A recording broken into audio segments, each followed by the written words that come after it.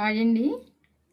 ఇప్పుడు అల్లము మిరియాల టీ పెట్టుకుందాము.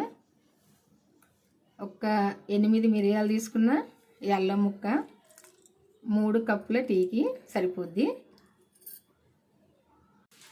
ఇప్పుడు ఇవి ఈ రోట్లో వేసుకొని కొంచెం దంచుకుందాము.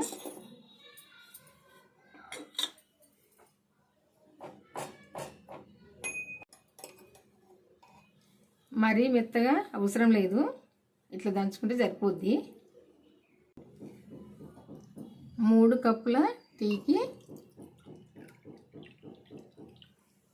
2 కప్పుల వాటర్ పోసుకోవాలి.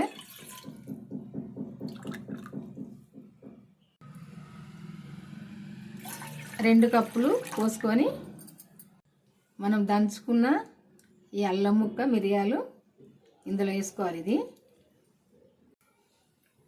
ఒక చెంచాన్నర టీ పొడి వేసుకోవాలి.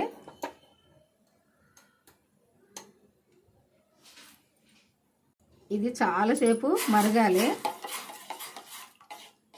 కొంచెం ఇట్లా కలుపుకోవాలి. కలుపుకుంటే ఈ అల్లము ఇట్లా అంతటి ఇట్లా కలుపుతుంది కదా. కలిసినప్పుడు మరిగితే మంచి టేస్ట్ వస్తుంది. 3 చెంచాల షుగర్ వేసుకోవాలి.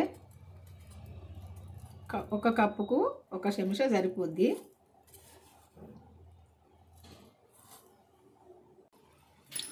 మనం ఇందులో వేసుకున్న వాటర్ 1 కప్పున్నర దాకా వినకాలి. ఇది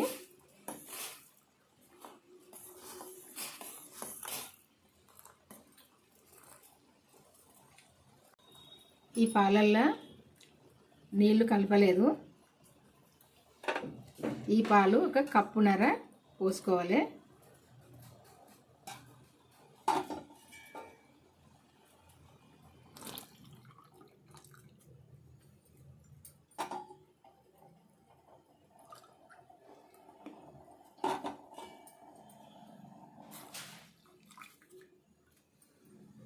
ఇది కూడా చాలాసేపు మరగాలి.